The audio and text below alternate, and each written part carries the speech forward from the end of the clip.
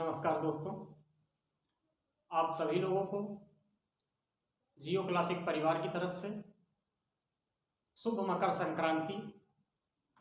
और आप ये त्यौहार अपना हर्षोल्लास से मनाएं, खुशी से मनाएं और सबसे प्रमुख बात इसकी, पढ़ाई करते रहें। त्यौहार के साथ साथ जो एक अच्छे अभ्यर्थी का कर्तव्य होता है कि वह अपने नियमों और अनुबंधों का सुचारू रूप से पालन करता रहे। और आप सभी लोग ऐसे हैं जो इन सब बातों का ख्याल रखते हैं और इन सब चीज़ों का पालन करते हैं।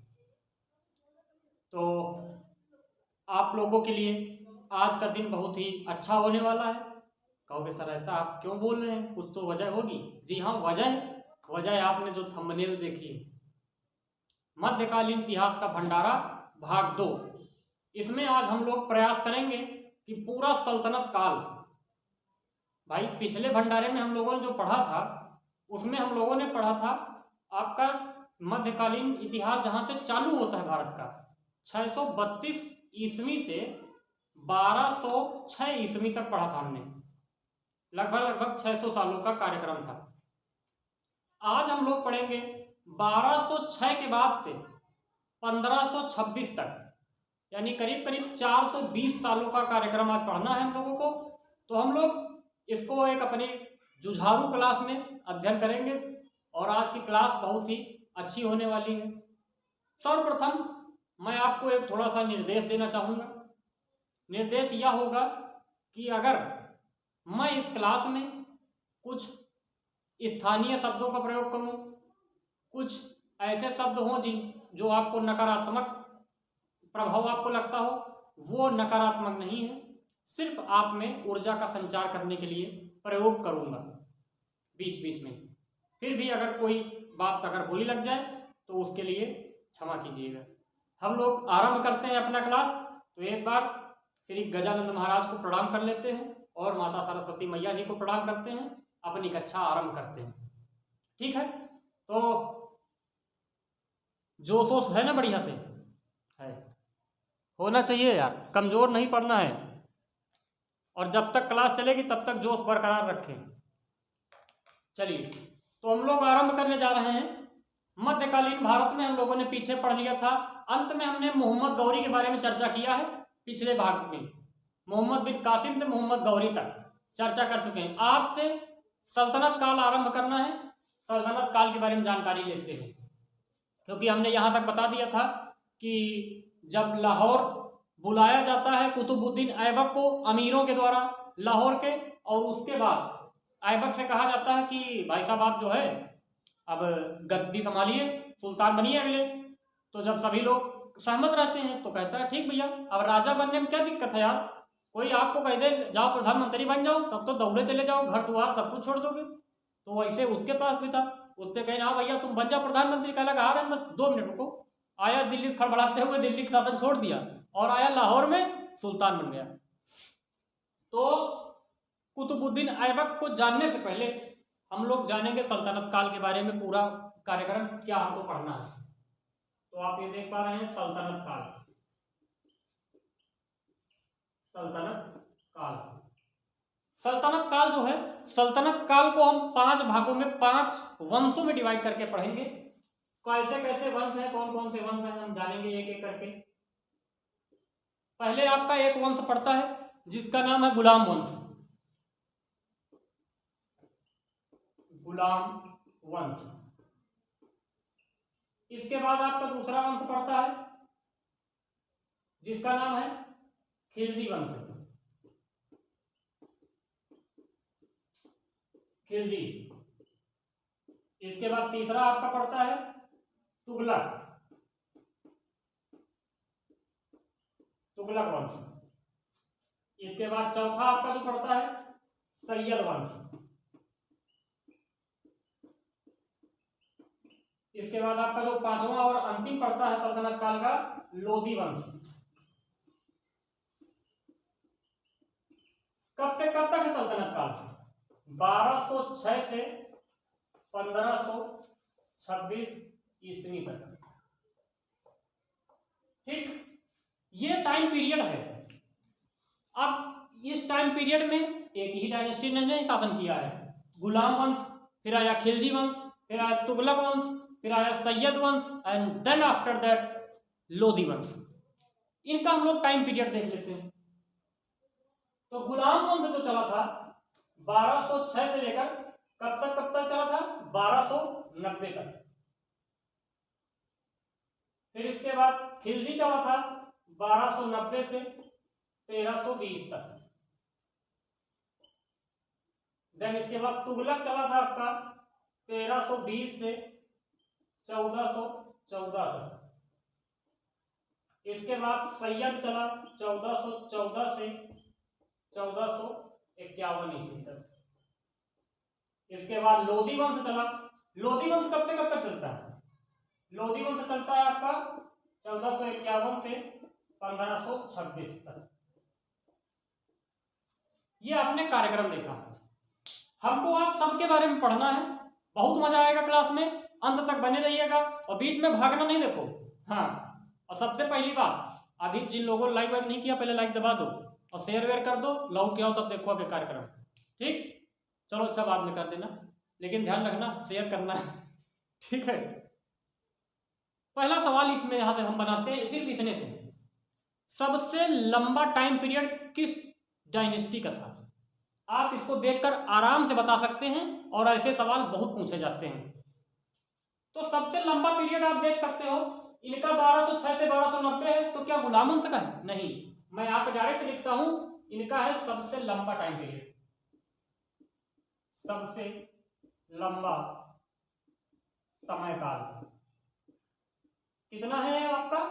96 वर्षों का है, लगभग 94 वर्षों का इनका कार्यक्रम है, 94 सालों का, 94। सबसे छोटा कौन सा है? ये 4 है भैया, नहीं कुछ लोग ऑब्जेक्शन करें तो 99 बना दें।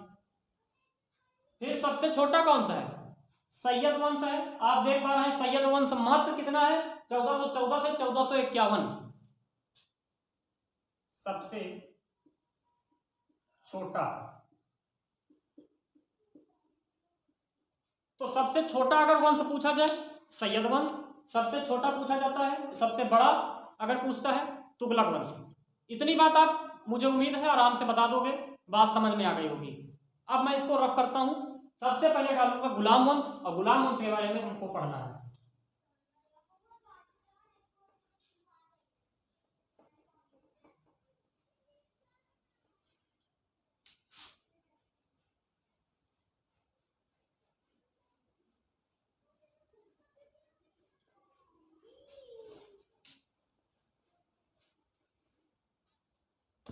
तो आप लोग हेडिंग डाल दीजिए गुलाम वंश।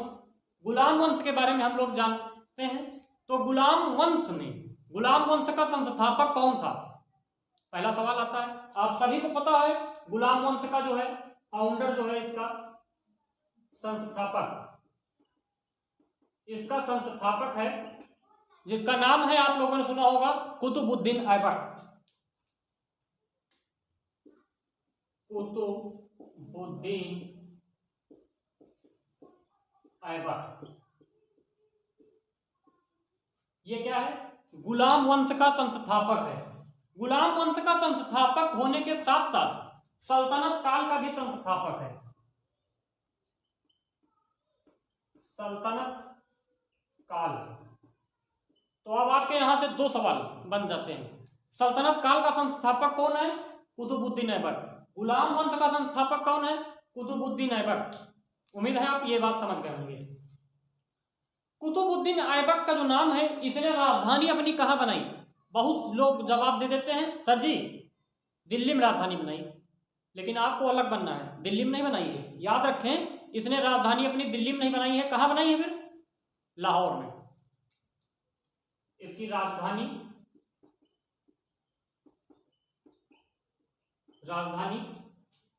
ये बनाता है लाहौर। लाहौर। ऐबक जो शब्द होता है, ऐबक का अर्थ आप जानते हैं? ऐबक, ऐबक का अर्थ ऐबक शब्द का जो अर्थ होता है, इसका मतलब होता है चंद्रमा का देवता, चंद्रमा का देवता। ठीक, फिर हम बात करेंगे कुतुबुद्दीन ऐबक जो है, ऐबक के कुछ उपनाम थे या अन्य नाम थे। तो ऐबक के अन्य नाम, ऐबक के अन्य नाम, इसके अन्य नाम और क्या क्या थे? तो आप सभी को पता होगा, इसका नाम था कुरान खां, कुरान खां। एक और था लाख बख्श, लाख बख्श। और भी था हातिम,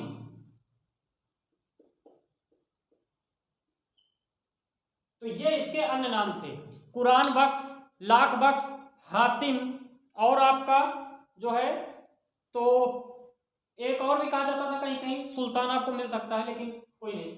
तो कुरान खान, लाख बख्श, हातिम, ये इसके अन्य नाम है या उपनाम है, कि आखिर इसको सवाल उठता है कुरान खां क्यों कहा जाता है ऐबक को।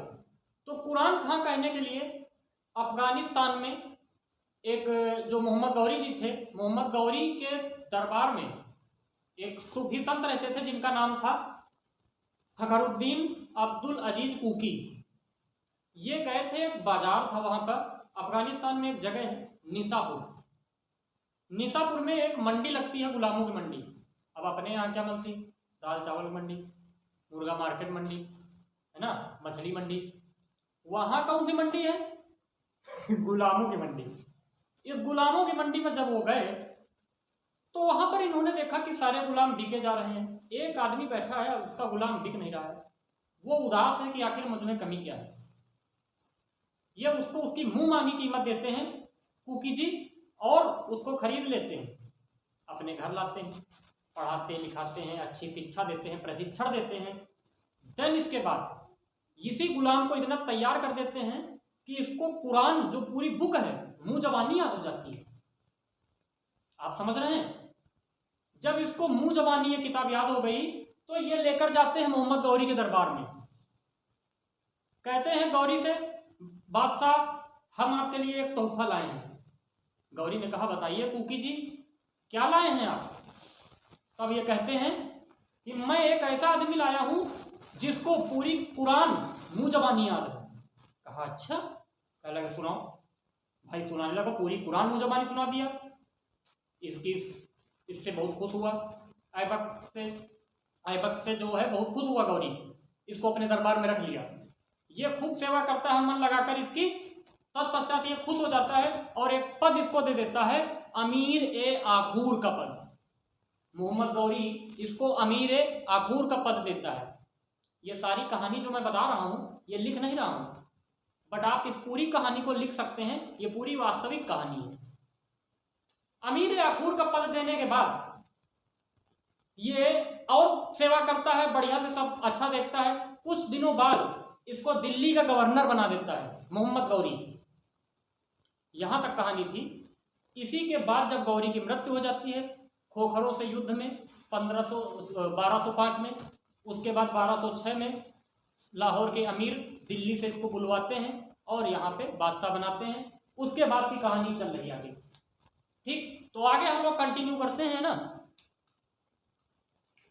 अब अगला सवाल यह उठता है कि इसने जो है सुल्तान की उपाधि धारण की थी क्या? तो आप याद रखेंगे इसने जो है सुल्तान का टाइटल नहीं लिया। इसने जो है सुल्तान का की उपाधि, सुल्तान की उपाधि ली कि नहीं ली? तो आपका जवाब आएगा नहीं ली। क्यों? यह गौरी का गुलाम था, तो इसने उस मर्यादा का पालन किया और कहा कि मैं गुलाम था, अपने बादशाह का गुलाम ही रहूंगा, मैं जो है अब नहीं कर सकता, अब जो है नहीं करूंगा। और अब आपको क्या है, मतलब जो है मैं सिर्फ गुलाम के तौर पर ही शासन करूंगा, बस अपने बादशाह की इज्जत के लिए शासन कर रहा हूं। ये इसके नियम थे, इसने नहीं किया। तो इस तरह से इसका टाइटल भी नहीं हुआ। अब इसके बाद इसी के समय क्या होता है, एक अटैक होता है अफगानिस्तान क्षेत्र से। अब फिर एक कहानी आने जा रही है बहुत अच्छी।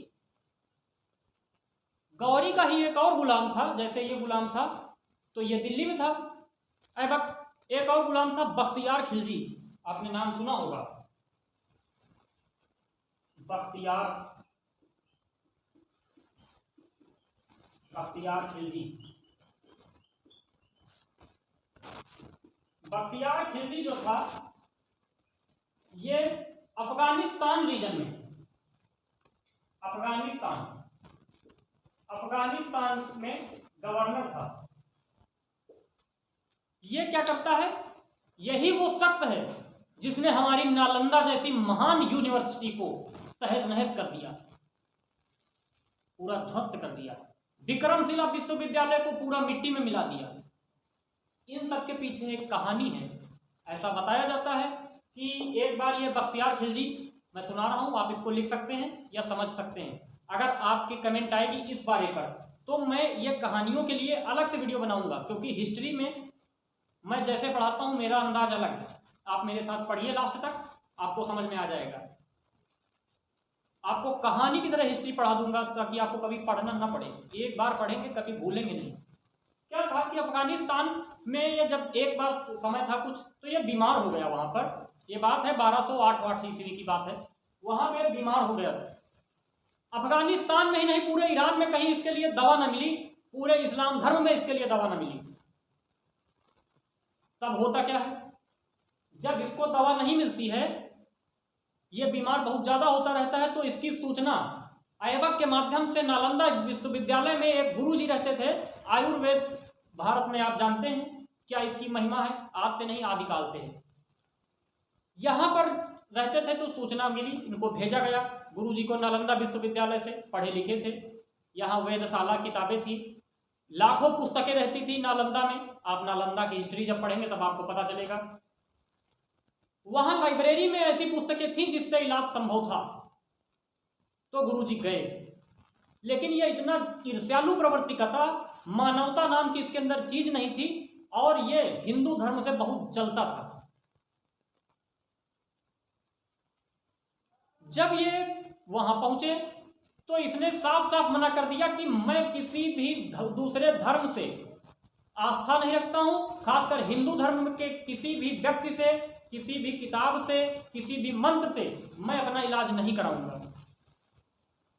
इस तरह की जलन थी इसके अंदर। लेकिन हमारे लोगों में क्या कहा जाता है, कहा जाता है कि सबसे बड़ी चीज मानवता है, और मानवता सबसे बड़ा हमारा कर्तव्य है, क्योंकि कहा गया है धर्मो रक्षित रक्षिता। गुरुजी ने कहा कि ठीक है, हम आपको छुएंगे तक नहीं, आपको बस क्या करते हैं, कह रहे हैं हम अपनी कुरान से सही हो जाएंगे। इन्होंने कहा हम गीता नहीं लेंगे।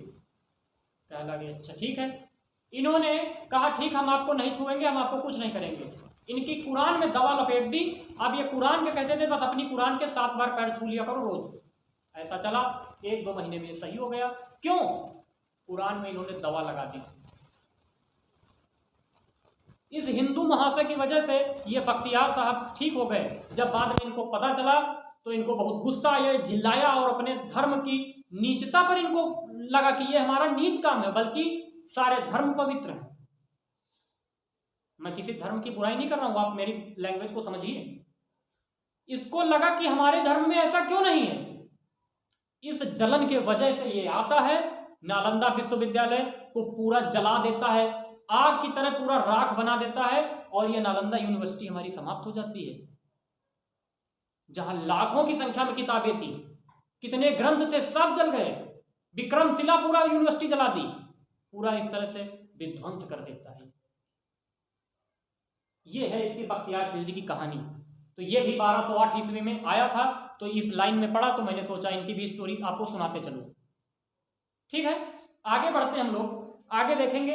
अब ऐबक के कुछ निर्माण कार्यों के बारे में हम लोग जान लेते हैं। निर्माण कार्य क्या है ऐबक के निर्माण कार्य? ऐबक का सबसे बड़ा निर्माण कार्य आप सभी लोग जानते हैं, 2.5 दिन का झोपड़ा। 2.5 दिन का झोपड़ा। अब इसके बारे में भी स्टोरी है, लेकिन मैं ज्यादा स्टोरी बताता रहूंगा तो आपकी क्लास पता नहीं कहां पहुंचेगी और आप कितना पढ़ पाओगे कितना नहीं पढ़ पाओगे। ठीक है, इसलिए मैं इसको बस छोटे से ही लिखूंगा, आप ऐसे ही याद रखें वनडे एग्जाम्स के लिए 2.5 दिन का झोपड़ा। बाकी जब मैं डिटेल्ड हिस्ट्री पढ़ाऊंगा वहां पे आपको अच्छे से पढ़ाऊंगा। अब मैं यहां से शॉर्ट चीजें ही आपको बताऊंगा। 2.5 दिन का झोपड़ा किसकी याद में बनाया? पंजाब शाह सूफी, एक संत थे जिनका नाम था पंजाब शाह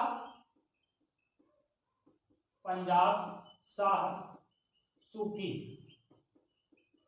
संत की याद में बनवाया। कहां पर है ये 2.5 दिन का झोपड़ा? अजमेर में है, अजमेर में है। आपको ये भी बात याद रखनी है। इतनी बात समझ में आ गई? ठीक है, ये तो इनका पहला कार्य था। दूसरा क्या बनवाया है? दूसरा इन्होंने एक चीज और बनवाई थी जिसका नाम था कुव्वतुल इस्लाम मस्जिद। मैं इसका नाम लिख देता हूं आपको, देखिए कुव्वतुल इस्लाम मस्जिद। कुव्वतुल इस्लाम मस्जिद का निर्माण भी ये कराता है। इसके बाद इनके एक गुरु थे जिनका नाम था क्या? कुतुबुद्दीन बख्तियार कुकी। तीसरा जो है कुतुबुद्दीन बख्तियार कुकी, कुतुबुद्दीन बख्तियार कुकी, कुतुबुद्दीन बख्तियार कुकी, इनकी याद में इसने जो आप देखते हो दिल्ली में आज कुतुब मीनार है, उसी के इन्हीं के नाम पर उसको बनवाया गया था। कि याद में, इनकी याद में, इनके मेमोराइज में, इनके रिमेम्बरेंस में जो है निर्माण कराया गया था कुतुब मीनार का, कुतुब मीनार का। लेकिन आप जानते हैं कुतुब मीनार की सिर्फ इसने फर्स्ट स्टेज जो अपना ग्राउंड फ्लोर होता है सिर्फ उसको बनवाया था। 5 मंजिलें हैं इसकी, आगे मैं बता चुका हूं ये चीजें कुतुब मीनार के बारे में। हालांकि आप फिर से जान लीजिए, कुतुब मीनार देखिए कुछ ऐसी है। ये 5 स्टोरी बिल्डिंग है, 1 2 3 4 और ये 5, 1 2 3 4 5। इसके बारे में आप यही देख लीजिए। जो ये आपकी फर्स्ट स्टेज है, इसका निर्माण सिर्फ कुतुबुद्दीन ऐबक ने करवाया है। बाकी ये जो चारों हैं, इन चारों का निर्माण कौन करवाता है? इसका दामाद इल्तुतमिश।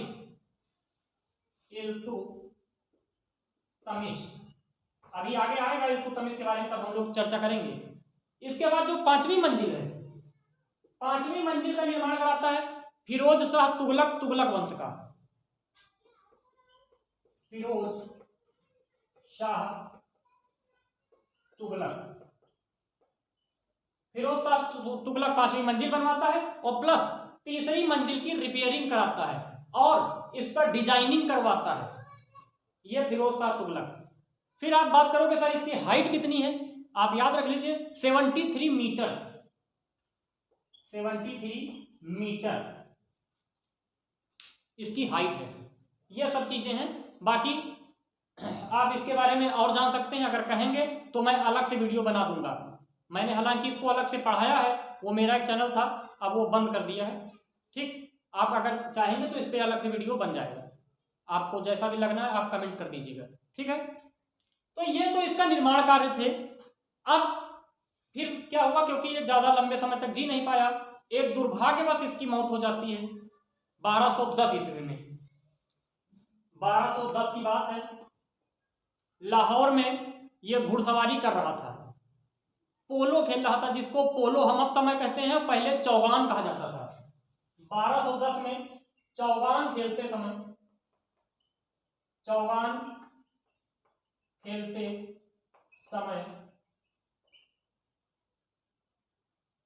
मृत्यु हो गई। अर्थात क्या हुआ था, घोड़े से गिर गया भाई, अब ये चला रहा था घोड़ा वोड़ा, घोड़ा किसी तरीके से फिसला या क्या हुआ, कैसे हुआ, घोड़े से गिरा ये और इसकी मृत्यु हो जाती है 1210 ईस्वी में। तो ये तो कुतुबुद्दीन ऐबक के बारे में आपने पूरा देख लिया है, एक बार स्क्रीनशॉट ले लीजिए। इसके बाहर आपको नहीं पढ़ने की जरूरत है, आपको बस इतना ही याद रखना है। आप ले चुके होंगे स्क्रीनशॉट। अब हम आगे चर्चा करते हैं इसके बारे में।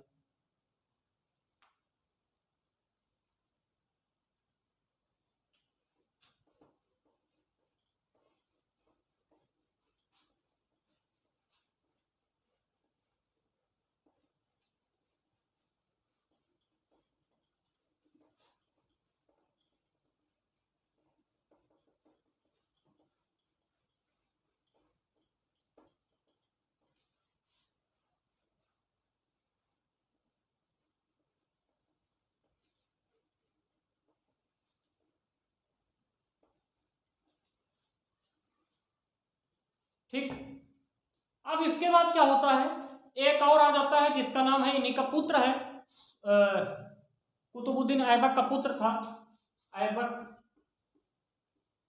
का पुत्र है एक, जिसका नाम है आराम शाह।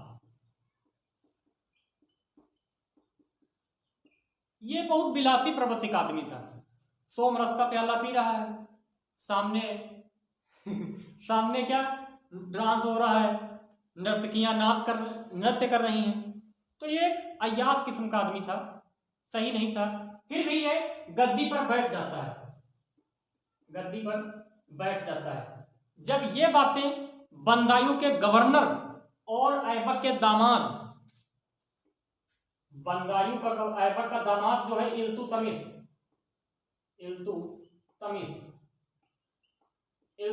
को पता चलती है, इल्तुतमिश क्या है, इल्तुतमिश को पता चलती है, तो इल्तुतमिश आता है, इसको मार देता है, इसको मार देता है ये इल्तुतमिश। और ये कहां है, इस समय बंदायूं का गवर्नर था, बंदायूं का गवर्नर। ठीक, बंदायूं का गवर्नर था इल्तुतमिश आकर के इसको मार देता है और खुद गद्दी पर बैठ जाता है। तो अब हम लोग जानेंगे इल्तुतमिश के बारे में। मैं यहां से लिखता हूं इल्तुतमिश। इसका टाइम पीरियड जानते हैं, 1211 से 1236 तक चलता है। सल्तनत काल का और गुलाम वंश का अगर वास्तविक संस्थापक कहा जाएगा तो इल्तुतमिश को कहा जाएगा। आप लिख लीजिए ये बात, सल्तनत काल का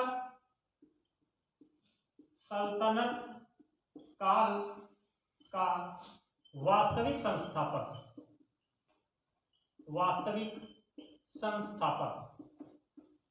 यानी रियल फाउंडर ऑफ द सल्तनत एज वाज इल्तुतमिश। ठीक, क्यों? इसने जो बिखरी हुई राजधानियां थी, बिखरे हुए क्षेत्र थे, जिनको मोहम्मद गौरी ने कब्जा किया, जिनको गजनबी ने कब्जा किया, इन लोगों ने जो कब्जा किया था वो बिखर गए थे, वहां पर कुछ स्वतंत्र राज्य आ चुके थे, उनको मिलाने का काम इसने किया, सबको अपने में समेट लिया। ये बातें। दूसरा काम इसका और महत्वपूर्ण, इसने क्या किया, ये पहला काम था। दूसरा, दिल्ली को राजधानी बनाता है लाहौर से, यानी कैपिटल जो है लाहौर टू दिल्ली, राजधानी परिवर्तित, राजधानी जो है आपकी कैपिटल जो है लाहौर से दिल्ली कर दिया। इसके बाद एक और काम करता है बहुत ही अच्छा, आप लिखते जाइए बस इनके बारे में फैक्ट। दल चालीसा का गठन करता है, दल चालीसा।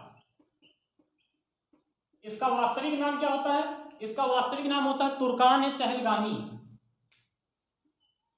तुर्कान चहलगामी।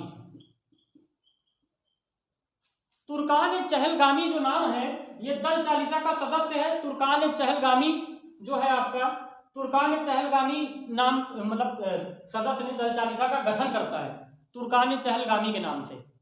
बात समझ में आ गई? इसमें 40 लोगों का एक समूह रहता है,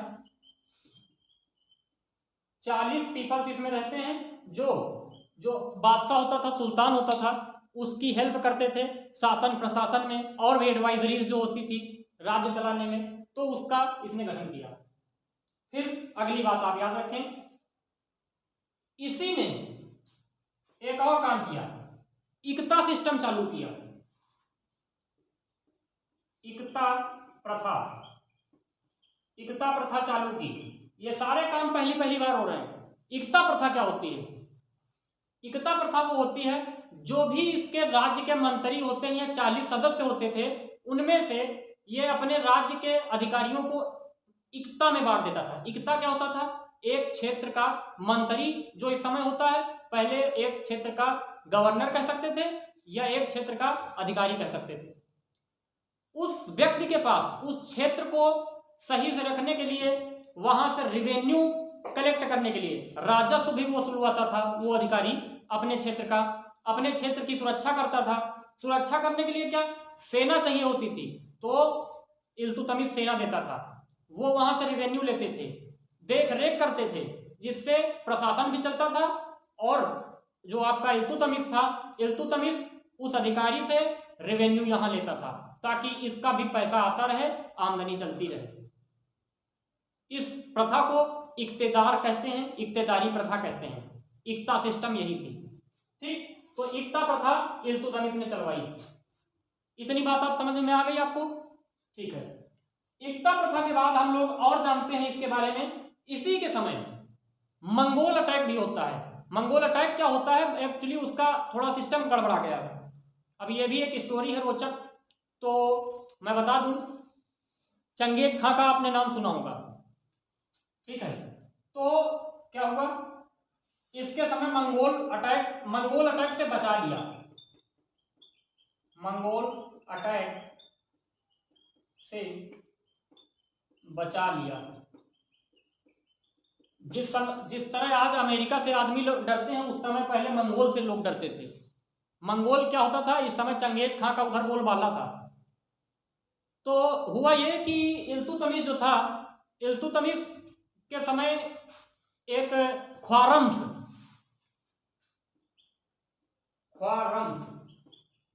ये कहाँ है? ये ईरान के पास का है। यहां के ये राजकुमार थे, इनका नाम था जलालुद्दीन मंगबर्नी।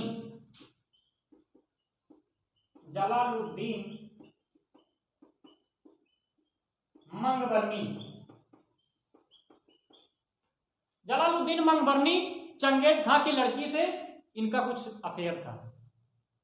अब होता क्या है, चंगेज खां आप जानते हो इधर मंगोलपुरी है, मंगोलपुरी के इनकी जो गर्ल है, इनसे कुछ अफेयर था। चंगेज खां इनको वहां दौड़ा देता है। अब चंगेज खां इनको जब यहां दौड़ाता है, ये जानते हो, वहां से भागे अफगानिस्तान। पीछे आ रहा हो, अफगानिस्तान से जाने के बाद दिल्ली गए, दिल्ली में हाथ पैर जोड़े उससे, इल्तुतमिश से कहे साहब संरक्षण दे दो। चंगेज खां पीछे लगा है। जैसे ही उसने कहा हुआ क्या, कह रहे चंगेज खां दौड़ा रहा है, इल्तुतमिश कहता भैया हम कुछ ना कर पाएंगे। हाथ खड़े कर दिए इल्तुतमिश ने। हाथ खड़े करने के बाद जानते हो क्या कहा, कि हम आपको संरक्षण नहीं दे सकते और आप जो है अपना कुछ इंतजाम करिए। ये फिर भगा। अब कहां जाएगा? अब ये जा रहा है। इसी समय तो इस प्रकार क्या हुआ था, इल्तुतमिश ने अपने राज्य को अटैक से बचा लिया चंगेज खां के। नहीं, चंगेज खां आता तो दिल्ली को तबाह कर देता उस समय। फिर ये पीछा करते करते पंजाब के भटिंडा तबरहिंद जो क्षेत्र था, चंगेज खां ये आता है, दिल्ली होते होते इनका काम समाप्त कर देता है, इनको फिट कर देता है। इसके बाद रुकता है आपका पंजाब में क्षेत्र है भटिंडा, वर्तमान में भटिंडा है। पहले इसका नाम तो होता था तबरहिंद।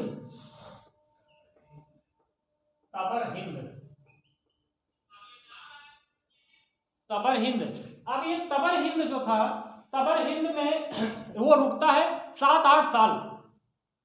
1227-28 तक रहता है, खाता पीता है आराम से, उसको भारत बड़ा अच्छा लगता है।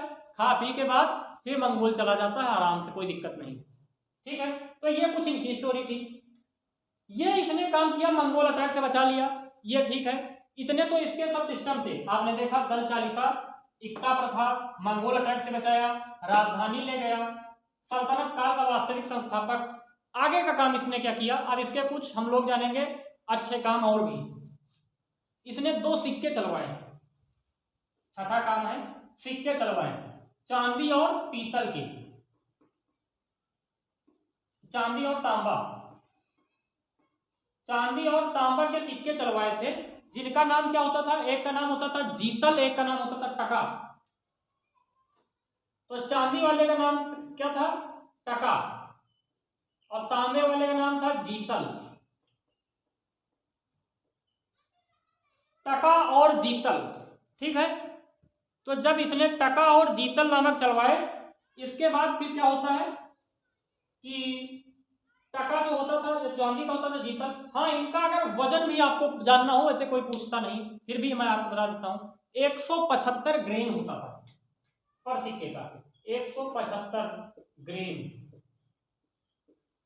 एक सिक्के का वजन कितना होता था, 175 ग्रेन होता था।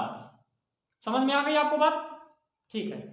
तो ये आप देख रहे हैं, मैं इनकी कहानी थोड़ा हटा देता हूं आपको, छोटी सी बात के पीछे पूरी कहानी, ताकि आपको बात दिमाग में सेव हो जाए, इसलिए कहानी मैं बनाता हूं। फिर आप देखेंगे आगे 1229 की बात है, ये 6 काम हो चुके हैं, आप आगे इनका 7वां काम देखिए। नंबर 7 पे हम लोग चर्चा करते हैं। 1229 ईस्वी में क्या होता है, जो आपके खलीफा होते हैं इनको 2 सर्टिफिकेट दे देते हैं, खिलअत व प्रमाण पत्र, खिलअत व प्रमाण पत्र। ये एक प्रकार का सर्टिफिकेट होता है कि अब तुम दासिता से मुक्त हो, गुलाम अब तुम नहीं रहे, अब तुम्हारे आगे आने वाले बच्चे वो रूलर बन सकते हैं और तुम भी रूलर बन सकते हो। प्लस ये सब खलीफा दे रहा है इनको, और प्लस एक चीज और दी, सुल्तान ए आजम की उपाधि दी, सुल्तान ए आजम, सुल्तान ए आजम की उपाधि खलीफा ने दी। ये इसका सिस्टम था। अब हम लोग इसके निर्माण कार्य के बारे में जानते हैं। निर्माण कार्य, निर्माण कार्य में सबसे पहले इसने क्या किया था, क्या किया, जामा मस्जिद का निर्माण कराया, जामा मस्जिद, जामा मस्जिद बनवाई। कहां की, याद रखना, जामा मस्जिद 2-3 ठो है भारत में, एक दिल्ली की जामा मस्जिद शाहजहां ने, आगरा में जामा मस्जिद आप बताओगे, उसके बाद बंदायूं की ये मस्जिद है वो मैं बता दिया हूं, ये वाली बंदायूं वाली है, बोलना नहीं, आप चाहे गूगल से ढूंढ के लाए और पता हो तो फटाक से कमेंट करना, कौन सी जामा मस्जिद आगरा वाली किसने बनवाई है। इसके बाद दूसरा काम, इसका एक पुत्र था नासिरुद्दीन महमूद, वो जो है बंगाल का गवर्नर था, किसी कारणवश उसकी मृत्यु हो जाती है, तो अपने पुत्र की याद में, अपने पुत्र की याद में इसने एक मकबरा बनवाया था दिल्ली में, सुल्तानगढ़ी का मकबरा, सुल्तानगढ़ी, सुल्तानगढ़ी का मकबरा। यह भारत में पहला मकबरा था, फर्स्ट टॉम्ब इन इंडिया, यानी पहला मकबरा था भारत का। टॉम्ब का मतलब होता है मकबरा, ठीक है, भारत का पहला मकबरा। इसके बाद तीसरा इसने काम करवाया, क्या करवाया था, जो राजस्थान में नागौर जिला है वहां पर एक दरवाजा बनवाया था, अतारकीन का दरवाजा,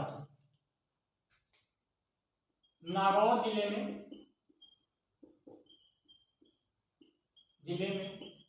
अतारकीन, अतारकीन का दरवाजा, अतारकीन का दरवाजा बनवाता है। ये इसका काम हो गया। अभी एक काम और बचा है, यहां पर मैं जब स्पेस नहीं बच रहा है, नहीं आप अभी है, ठीक है, आपको वही जो अभी हम पीछे बता के आए हैं, जिसमें आपको मैं फिर से रिपीट करा देता हूं कि जो है कुतुब मीनार की 4 मंजिलों का निर्माण और करवाता है, कुतुब मीनार की 4 मंजिलें, 4 मंजिलें बनवाता है कुतुब मीनार की। तो ये बात मुझे लगता है आपको समझ में आ गई होगी। ठीक है, ठीक, आप इसका स्क्रीनशॉट ले लीजिए, फिर मैं आगे बात करता हूं।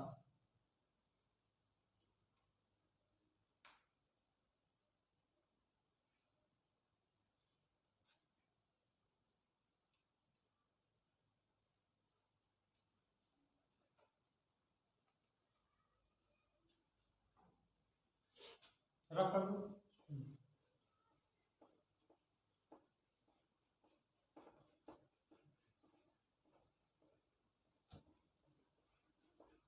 आपको अगर क्लास अच्छी लग रही है तो आप लोग इसको शेयर कर सकते हैं।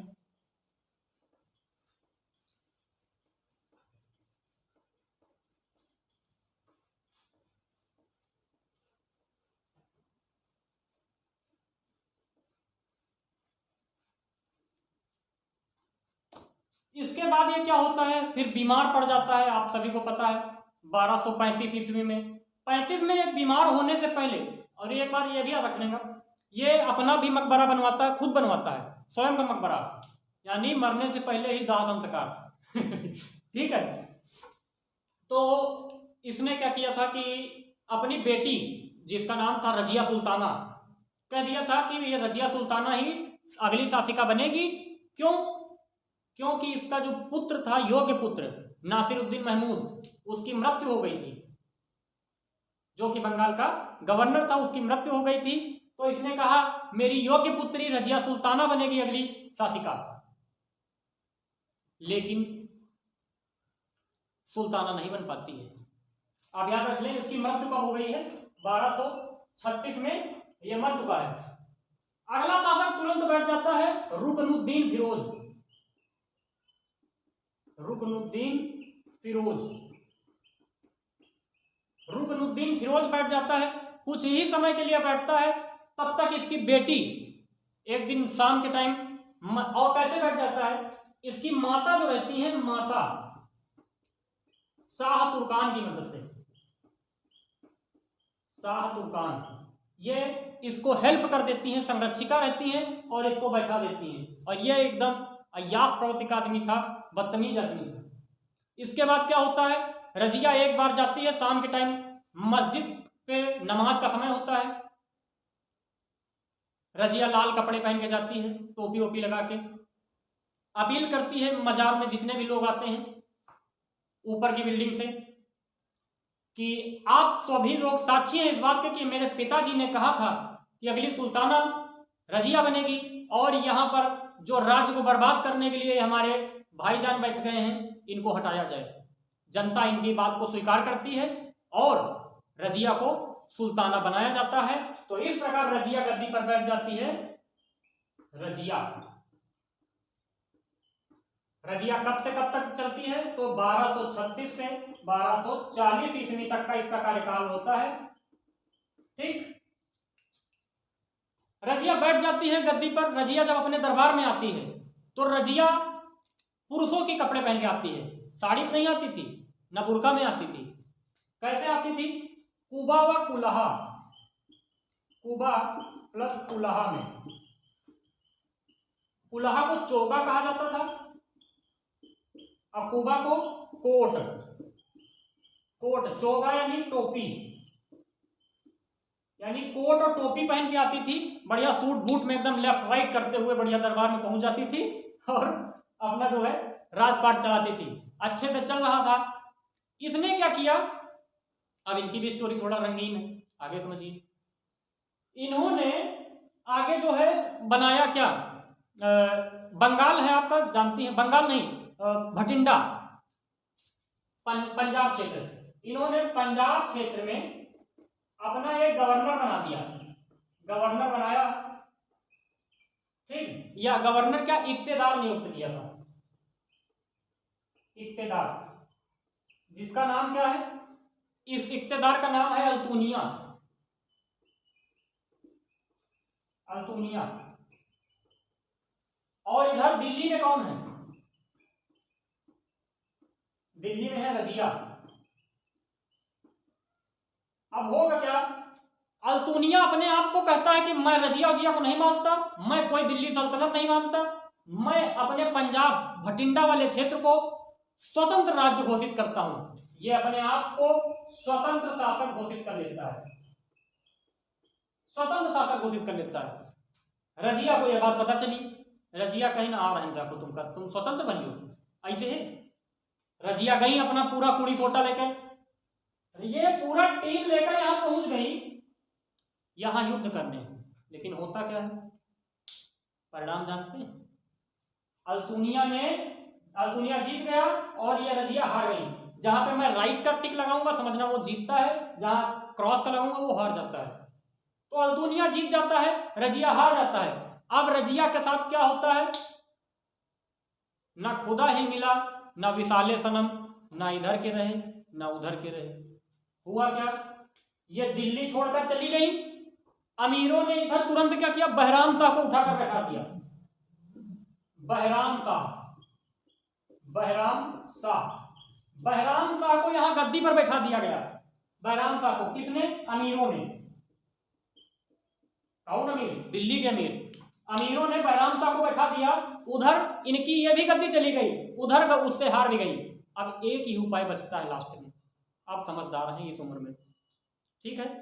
क्या होगा, ये दोनों मैरिज कर लेते हैं, शादी कर लेती है, दोनों पति पत्नी बन जाती है। क्यों शादी की, ये खुश होकर नहीं की थी, क्योंकि इसका असली बॉयफ्रेंड जानते कौन था, जमालुद्दीन याकूत।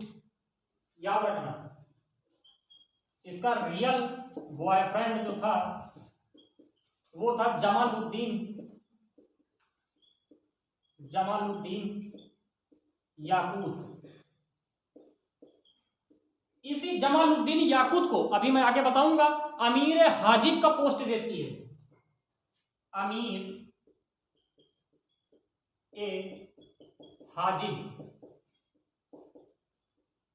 हाजिब एक मंत्री होता था एक विभाग का, जिसको ये पोस्ट देती है रजिया।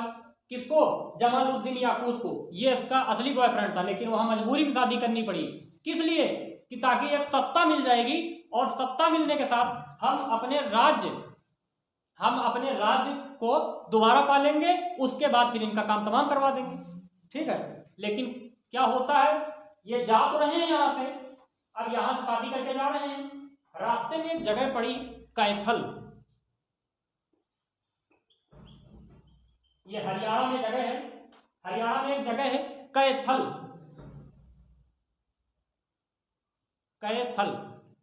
में इनका एक पॉलिटिकल असैसिनेशन हो जाता है। इनका एक टकराव राजनीतिक हितों के तहत राजनीतिक हिंसा में इनकी मृत्यु हो जाती है, दोनों को मार दिया जाता है कैथल में। कब, 1540 की बात है, ये 1240 की बात है, इनका असैसिनेशन हो जाता है और इनको मार दिया जाता है। रजिया का काम खत्म। वहां कौन बैठ गया, बहराम शाह। बात समझ में आ गई आपको, ठीक है। तो अब इसने कुछ लोगों को नियुक्त किया था अपने शासनकाल में, तो उनके नाम आप जान ले, ज्यादा अच्छा है। अमीर हाजिब जमालुद्दीन याकूत को बनाया था। एक और पढ़ता था जिसका नाम क्या होता था, अमीर हाजिब, और उसके बाद एतगिन था,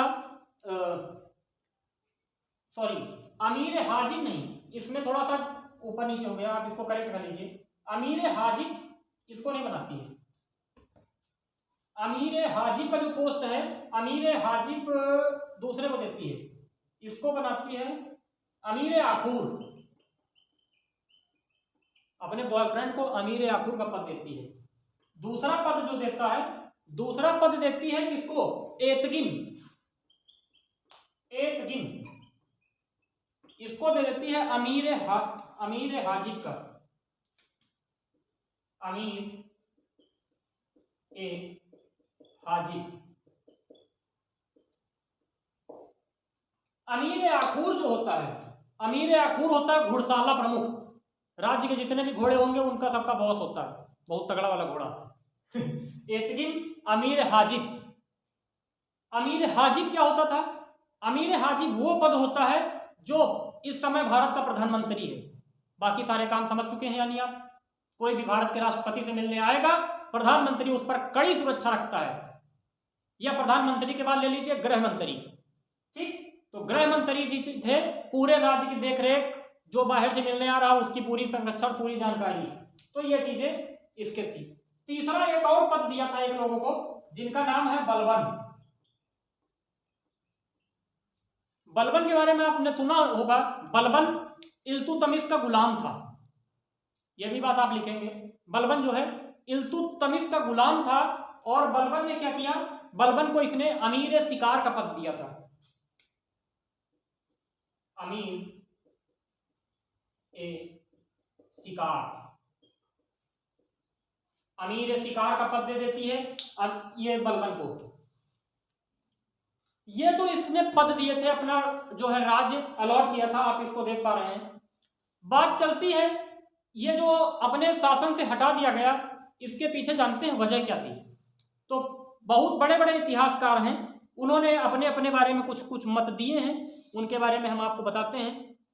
जैसे कि एक लोग थे मिनहाज उस सिराज, इसकी असफलता के कारण, असफल इसकी नहीं, रजिया की असफलता के कारण। पहला, इसका महिला होना ही इसकी असफलता का सबसे बड़ा कारण था। यह मिनहाज उस सिराज की किताब है, मिनहाज उस सिराज, इनकी बुक है तबाकाते नासिरी। ये आप याद रख पाए चाहे नहीं, ये थोड़ा सा कठिन है, लेकिन याद रखेंगे ज्यादा अच्छा है। तबाकाते नासिरी, इसमें इन्होंने कहा है कि रजिया का महिला होना ही उसकी असफलता का सबसे बड़ा कारण था। कुछ लोग मानते हैं कि जब ये दिल्ली छोड़कर अल्तुनिया से लड़ने चली गई, तब इसका सबसे बड़ा कारण बन गया था। दिल्ली छोड़ना ही सबसे बड़ा कारण बन गया, दिल्ली छोड़ना, ये इसके कारण थे। तो उम्मीद है आपको ये बातें समझ में आ गई होंगी। आप इसका स्क्रीनशॉट ले लीजिए। ये मैं समझा रहा हूं, आपको नोट्स अपने हाथ बनाने हैं। जो मैं भाषा बोल रहा हूं, आप वीडियो पॉज कर करके मेरी सारी भाषा को लिखेंगे, उसे नोट्स कहते हैं। मैं आपको यहां पीडीएफ नहीं देने वाला, ठीक। आगे बात करते हैं। तो इधर 1200 जब आपका चल रहा था, 1236 में बहराम शाह बैठ गया है, 1240 में, 1240 में बहराम शाह, बहराम शाह कुछ नहीं करता है, एक काम करता है, अमीर हाजिब का जो पद होता है इसको बदल के नायब मुमलिकात रख देता है। 1240 से 1242 तक शासन करता है। अमीर ए हाजिब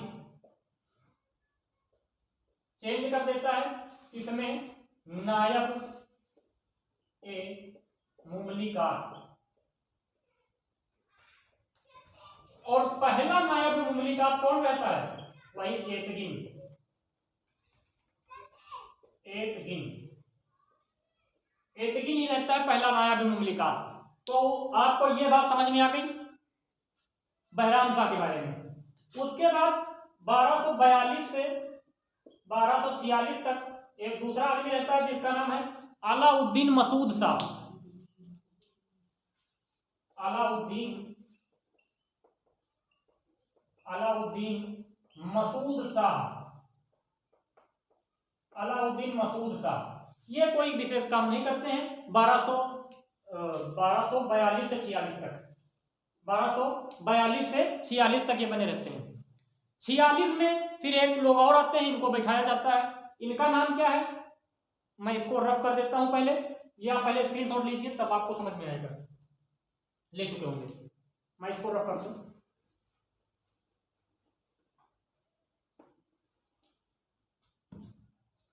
बारह 1246 में नासिरुद्दीन को बैठा दिया गया। नासिरुद्दीन नासिरुद्दीन महमूद। नासिरुद्दीन महमूद कौन था और इसको बिठाया किसने? नासिरुद्दीन महमूद पहली बात तो दिल्ली सल्तनत का ऐसा सुल्तान था, एक बहुत ही आदर्श सुल्तान था। ये जूट के बोरे और टोपी सिल करके अपना जीवन व्यतीत करता था। टोपी सिलकर अपना जीवन चलाता था। राजपाट से कोई मतलब नहीं था। इसके लिए अपना वजीर किसको बना दिया था? इसका वजीर था नायब मुमलिकात। कौन था इस समय? नायब ए मुमलिकात, यानी इस टाइम मोदी कौन थे? नायब मुमलिकात यानी नरेंद्र मोदी इस समय कौन थे? इस समय थे आपके बलबन। सारा राज्य तो बलबन चला रहे हैं। और ये जानते हो बलबन ने ही इसको बिठाया था और बलबन ने अपनी लड़की की शादी इससे कर दी थी। लड़की की शादी नासिरुद्दीन महमूद से बलबन ने की थी। बलबन ने इसकी शादी की और राज्य ये खुद चला रहा था। आप बात समझ पे आ रहे हैं? ठीक है, तो राज्य भी चला रहा है बलबन, यानी वास्तविक जो शासक है वो तो बलबन है इस समय, लेकिन दिख कौन रहा है? नासिरुद्दीन महमूद। अमीरों ने एक षड्यंत्र रचा। तो बलबन को क्या किया गया? बलबन को नायब मुमलिकात के पद से हटा दिया गया और हासी, हरियाणा में एक जगह है, वहां इसको इख्तेदार बना दिया गया। इसको जो है यहाँ पे आप लिखेंगे हासी का इख्तेदार बना दिया। हासी ये कहाँ है? हरियाणा में हासी नामक एक जगह है जहां पर इसको इख्तेदार बना दिया गया। हासी में इसको हरियाणा का इख्तेदार बनाया गया। ठीक, अब जब ये इख्तेदार बन गया तो यहां पर क्या होता है? लेकिन कहते हैं नहीं, जब आप किसी दूसरे का घर फोड़ते हो तो आपके घर में भी आग लग जाती है।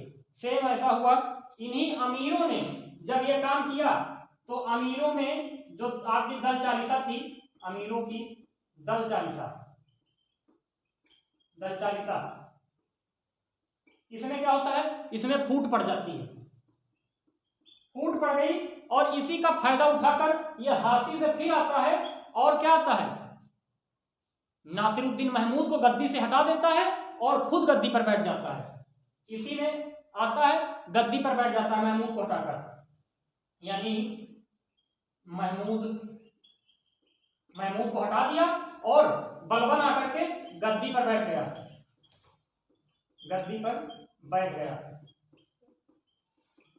नासिरुद्दीन महमूद गद्दी पर बैठ जाता है। इसके बाद क्या होता है? गद्दी पर बैठने के बाद तुरंत जैसे ही शासन बनता है, पहले तो इसने क्या किया? दल चालीसा को भंग कर दिया। दल चालीसा को, अब गद्दी पर बैठ गया। अब हम इसी का बलबन का पूरा डिटेल्ड डिस्क्रिप्शन दे रहे हैं, इसको आप स्क्रीनशॉट ले लीजिए। ठीक, क्योंकि ये जैसे ही फूट पड़ती है ये फिर आता है गद्दी पर बैठने से पहले अभी इसको रहने दो। यहां आने के बाद ये तुरंत नायब मुमलिकात फिर बन जाता है। नायब ए मुमलिकात फिर बन जाता है। अब लेकिन ये आप हार नहीं मानने वाला, अब ये दूसरा काम करेगा। मैं इसको रफ कर दूं, फिर बताऊं।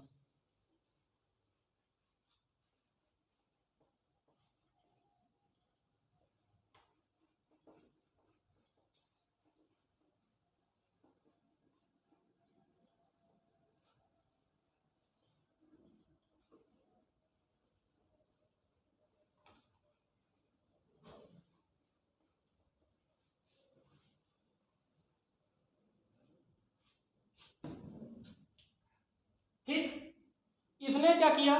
जब आपका बलबन था, बलबन जब बैठ गया, अब बलबन ने क्या किया?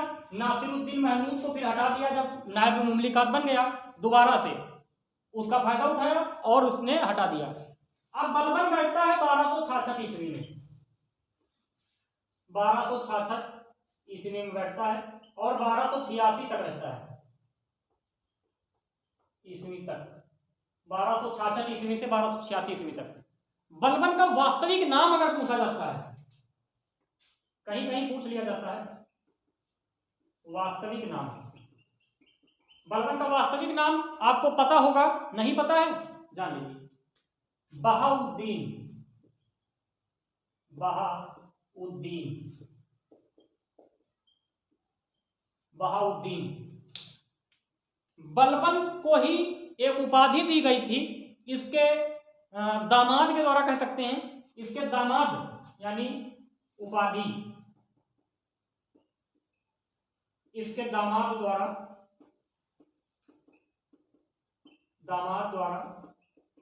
दी गई। दामाद कौन था? नासिरुद्दीन, जो पिछला सुल्तान है आपका, उसने एक उपाधि दी थी उलूम खां। उलूम खां, उलूम खां की उपाधि किसने दी है? उलूम खां की उपाधि नासिरुद्दीन महमूद ने ली थी, नासिरुद्दीन। ये अभी पीछे मैंने नाम लिखा है, आप लिख लीजिए, नासिरुद्दीन महमूद। इसके बाद ये जैसे ही सुल्तान बनता है, सबसे पहले, और भी इसके बारे में पहले अच्छा फैक्ट ही लिखा देते हैं पहले, फिर इसने क्या किया बताते हैं, अच्छा बाद में लिखाते। पहले देखिए, जैसे ही शासक बनते इसने दल चालीसा को समाप्त कर दिया। दल चालीसा समाप्त कर दिया। क्यों किया था जानते हैं? क्योंकि ये जानता था कि जब भी कोई कमजोर शासक बनता है तो ये दल चालीसा के अमीर लोग उसको सताते हैं, उसके राजनीति में हस्तक्षेप करते हैं, और जब कोई मजबूत शासक आता है तो फिर उससे डरते हैं। इसीलिए इसने क्या किया, दल चालीसा को ही समाप्त कर दिया कि ना रहेगा बांस ना बजेगी बांसुरी। ठीक, दल चालीसा को समाप्त किया। ये जो है ईरानी परंपरा से बहुत प्रभावित था, ईरानी परंपरा से बहुत प्रभावित था बलबन। बलबन जो था अपने दरबार को ईरान के दरबार के जैसा बनाना चाहता था, यानी आप लिख लीजिए ईरानी पद्धति अपनाता था, ईरानी पद्धति अपनाता था। बलबन स्वयं को जानते हैं, स्वयं को जिल्ले इलाही और नियामत खुदाई नामक उपाधियां दिया था, स्वयं को दी उपाधि। कौन सी उपाधियां दी थी? मैं उनके नाम लिखता हूं यहां पर, आप देखिए, जिल ए इलाही, दूसरी नियामत ए खुदाई। जिल्ल इलाही और नियामत खुदाई, इसका मतलब क्या था? यह कहता था कि मैं ही तुम्हारा भगवान हूं, जनता से कहता था कि मैं ही तुम्हारा भगवान हूं, और आप जो है, आपके लिए ऊपर कोई संरक्षण नहीं है, जो मैं करूंगा वही आपका संरक्षण है, और मुझको ऊपर से भगवान ने, अल्लाह ने भेजा है कि मैं ही तुम्हारा सब कुछ हूं, यहां धरती के ऊपर तुम्हारी और कोई मदद नहीं करेगा। इसका ये मतलब है, यानी सर्वे सर्वा, स्वयं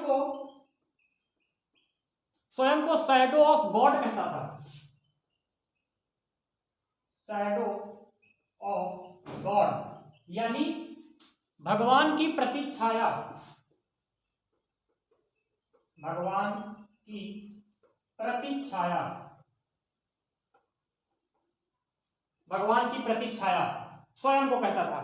इसके बाद और भी इसके काम हैं। अब इसने क्या किया, दरबार में ईरानी दरबार की तरीके से अपना दरबार सजाना चाहता था। इसके लिए इसने क्या किया, दरबार में दो पद्धतियां अपनाई। कौन कौन सी? सिजदा और पैबोस। सिजदा और पैबोस पद्धति। ये क्यों बनाई? जो भी बाहर से आदमी आएगा, सबसे पहले दरबार में प्रवेश करने से पहले दरबार में चरण झुकाएगा, उसके बाद इसके चरण झुकाएगा, फिर इसके चरण चूमेगा। समझे? ये इसने पद्धति अपनाई ताकि जो भी आ रहा पहले ही नतमस्तक कर दे, अब उसके बाद बचे क्या? आत्मसम्मान ही नहीं बचा। ऐसा शासक था। ये अपनाने का इसका मूल कारण जानते हैं क्या था? सुल्तान के पद को गरिमामय बनाना, सुल्तान की ताकत को पूरे दुनिया को दिखाना, यह इसका उद्देश्य था। इस वजह से इसने ये सब काम अपनाए। दूसरा एक और काम किया, नवरोज त्योहार चलवाया। नवरोज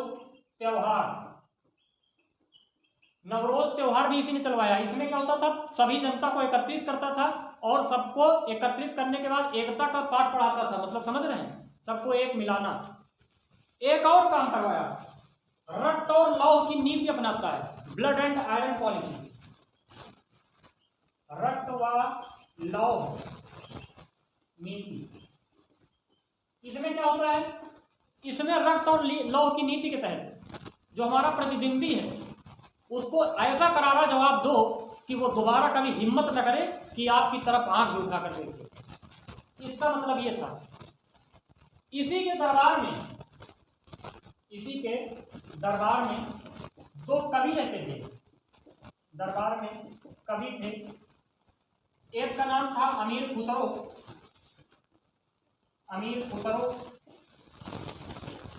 प्लस एक और थे अमीर हसन। अमीर खुसरो और अमीर हसन, इसके दो दरबारी कवि थे। ये भी बात आपको समझ में आ गई। अगली बात और है, इसी ने, अब ये जो रक्त और लौह की नीति का उदाहरण मैं दे देता हूं। एक बंगाल में एक जो है आपके शासक रहते थे बंगाल में, ठीक, जस्ट में बस मैं ठीक इधर blood and iron policy example, जैसे बंगाल है आपका, यहाँ पर बंगाल में गवर्नर थे जिसका नाम था तुगरीन खान, और इधर दिल्ली में कौन है,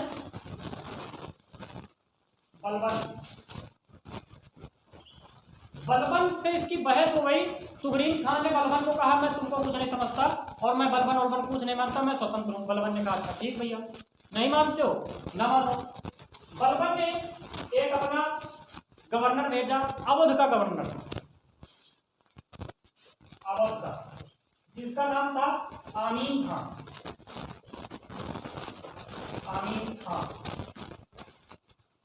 खां को क्या बनाया, आमीन खां को गवर्नर था अवध का, इसको भेज दिया जाओ तुगरीन खां को समझा के आओ कि हमारी रक्त और लौह की नीति क्या है। आमीन खां गए, ये खुद वहां आमीन कर दिए, ये हार गए। आमीन खां जो थे, आमीन खां हार गए, यानी बलबन हार गया, तुगरीन खां जीत गया। बलबन को ये हार पची। तुगरीन खां जब लौट के आए, कह रहे वापस आ गए, कह रहे क्या हुआ, कह रहे हार गए। तो कह रहा वापस क्यों आ गए? भाई साहब वो दर्दनाक मौत देता है कि अगला कोई भी गवर्नर ऐसा काम न करता है। जानते क्या किया, इसका सिर कटवा कर आमीन खां का अयोध्या के प्रवेश द्वार पर लटका दिया, ताकि अगला कोई भी गवर्नर बने ना, और या तो बने तो उसको पता हो कि बलबन क्या है।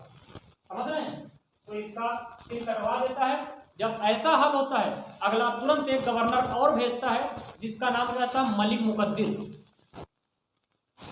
नेक्स्ट गवर्नर है मलिक मुकद्दिर।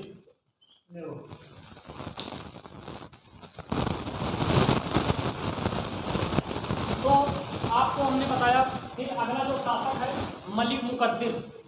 मलिक मुकद्दिर जो है इनको नियुक्त कर देता है। मलिक मुकद्दिर को नियुक्त करने के बाद क्या होता है, थोड़ा सा लाइट चली गई थी, उसका प्रॉब्लम हो गया था। Don't take any type of tension, please pay attention. मलिक मुकद्दिर को जब भेजता है, मलिक मुकद्दिर जाता है, एक तरफ से चीथड़े उड़वा देता है, पूरा बंगाल साफ। तुगरीन खां अब की हार जाते हैं और बलबन जीत जाता है। ये था उसकी बलबन की विजय का गाथा गाने वाला व्यक्ति मलिक मुकद्दिर। समझ गए? बलबन ने दो प्रकार के कर भी लगवाए थे, कुछ व्यवस्थाएं लाया था, एक विभाग स्थापित किया था गलबन के विभाग। कौन कौन से थे? एक था दीवान अर्ज, दीवान अर्ज, दीवान अर्ज या कहीं कहीं लिखा होता है दीवान आरिज, दीवान आरिज। दीवान अर्ज या दीवान आरिज के तहत आप जानते हैं क्या होता है? दीवान अर्ज में होता है आपका जो है सैन्य विभाग है शायद, और उसके बाद एक और होता है गुप्तचर विभाग, जिसका नाम है गुलाम बरीद,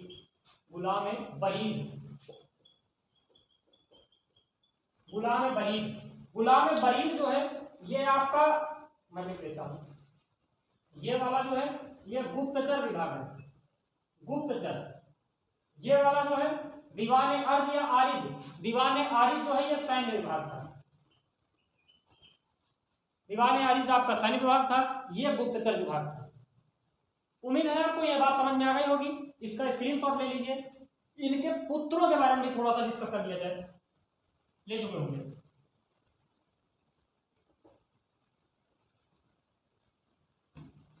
इसके पुत्र थे, इनके पुत्र थे, दो थे।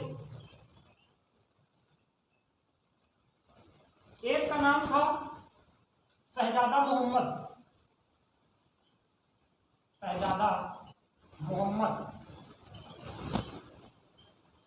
और एक का नाम था बुगरा खां। देखो जो बुगरा खां है ना, बुगरा खां वाकई में बुगरा खां था, मतलब सीधी सी बात है, ये आदमी एकदम नशेड़ी गंजेड़ी ईर्ष्यालु प्रवृत्ति का और अय्यास आदमी था एकदम, तो इससे कोई मतलब ही नहीं था इसका, समझ लीजिए, समझ रहे हो, ये खाली अय्यास था, एकदम रंगबाजी करता था। काम का लड़का जो था शहजादा मोहम्मद था, 1885 ईस्वी में, 1885 ईस्वी में मंगोलों से युद्ध लड़ने चला गया। कहां पे? उत्तर पश्चिम क्षेत्र में, यानी नॉर्थ वेस्ट या उत्तर पश्चिम में मंगोलिया है, आप जानते हैं, तो वहां पे मंगोलों से युद्ध हो गया। मंगोलों से युद्ध हुआ। मंगोलों से युद्ध होने में क्या होता है कि मंगोलों से युद्ध जब हुआ तो इसमें शहजादा मोहम्मद हार गया, मारा गया, और मंगोल जीत गए। ये मार दिया गया तो बात चली कि अगला उत्तराधिकारी कौन बने, क्योंकि ये तो रहा एकदम बेवकूफ आदमी, टोपा गधे। तो शहजादा मोहम्मद का एक लड़का था, इनका एक लड़का था जिसका नाम था कैकूबाद। लड़के का नाम था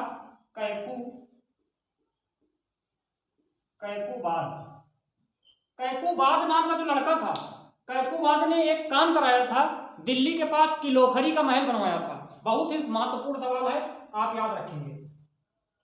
किलोखरी का महल, किलोखरी का महल कब बनवाया था? 1288 में, 1288 ईस्वी में, 1288 ईस्वी में इसने किलोखरी का महल बनवाया था दिल्ली के पास। इसी किलोखरी महल में आपको बताएंगे, जैसे ही अभी खिलजी वंश इसके बाद चालू होगा, खिलजी वंश में वो हालांकि अगले भंडारे में होगा, क्योंकि फोन की क्षमता इतनी ज्यादा नहीं है कि वो आगे का लोड उठा पाए। तो 1288 ईस्वी में जो है आप जब ये बनवाता है, 1289 यानी 1289 में जलालुद्दीन खिलजी जो रहता है वो अपना सैन्य अड्डा इसको बनाता है, अपने सारे हथियार, बंदूक, AK-47 और जो राफेल वफेल सब वहीं रखता है। ठीक, इसके बाद जब ये लड़ाई होती है 1290 में मार देता है इसको। लास्ट शासक किसको मारता है? इसको, कैकूबाद को नहीं, इसका अंतिम शासक। अब बस खत्म ही है। तो इसका लास्ट रूलर कौन था? सल्तनत काल का या सल्तनत काल में गुलाम वंश का अंतिम शासक। मैं थोड़ा सा ऊपर लिख दूं इसको, हटा करके।